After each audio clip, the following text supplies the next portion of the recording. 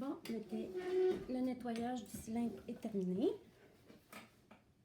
Fait qu'on va replacer nos morceaux. La poignée, elle va complètement en bas à la verticale. Ensuite, on met un peu d'huile ici, le tour ici. Tout ce qui est métal sur métal a besoin d'être bien huilé. Ici, vis-à-vis notre guide fil, on le met vis-à-vis la poignée pour que tout soit à la verticale. On met de l'huile.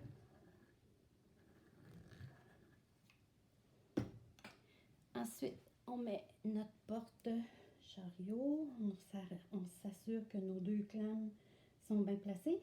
Puis, je voulais vous mentionner, ça m'est déjà arrivé que la petite tige ici tombe.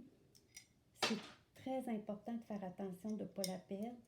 On la replace tout simplement à son endroit. On met les clames.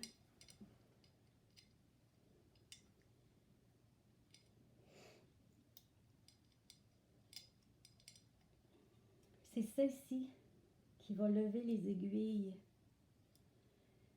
vis-à-vis le travail pour être qui vont monter les aiguilles qui vont accueillir le fil. Bon, encore un tombé. On l'installe.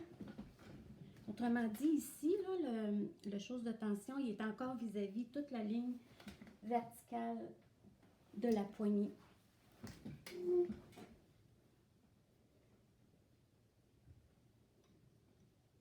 Bon, la clame est mise. On remet de l'huile. Ça, on va le mettre tout à l'heure. On vient chercher le cylindre.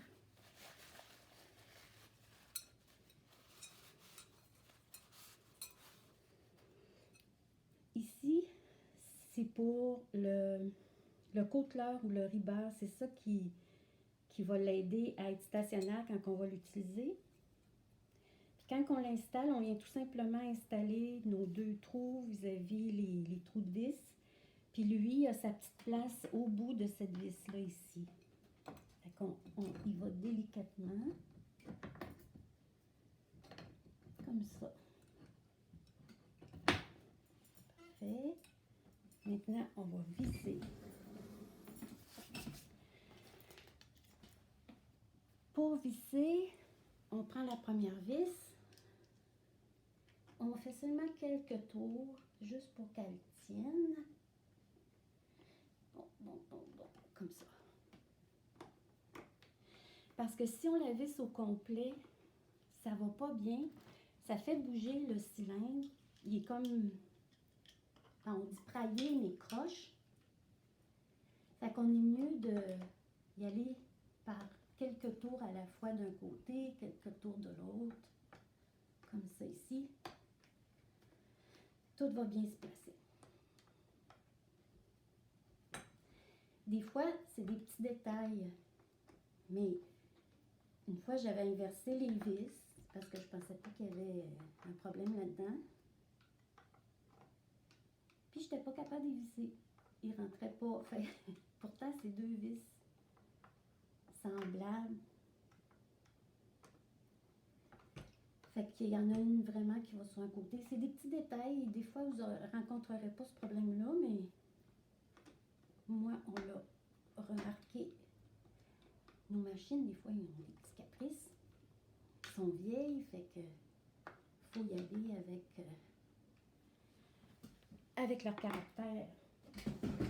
Bon. Maintenant, il reste à placer nos aiguilles. On va installer le ressort. Et avec le crochet, je vais venir l'arranger ici, comme ça. Là, chaque aiguille, on vérifie si le petit clapet est vraiment à la verticale. S'il est un petit peu croche, on peut le tasser avec notre ongle. Mais si vous voyez qu'en travaillant, vous perdez des mailles toujours à la même place, changez votre aiguille tout simplement. C'est moins de problèmes comme ça. Fait que là, on les installe une par une.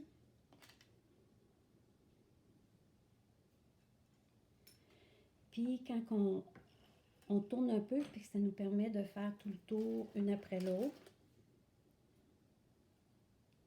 Fait que je vais arrêter ma vidéo pour pas vous ennuyer et je reviens lorsque j'aurai terminé pour les derniers conseils.